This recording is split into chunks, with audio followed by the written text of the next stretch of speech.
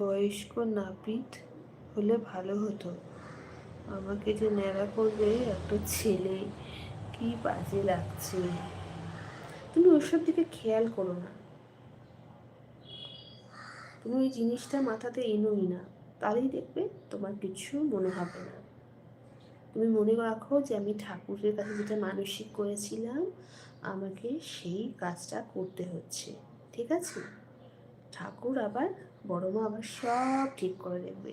দেখবে কয়েক মাস পরে আবার তোমার সুন্দর চুল হবে, ঠিক আছে?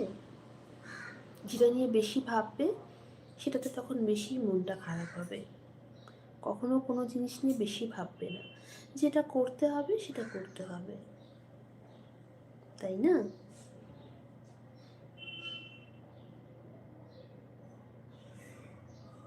সবসময় নিজের মধ্যে একটা কনফিডেন্স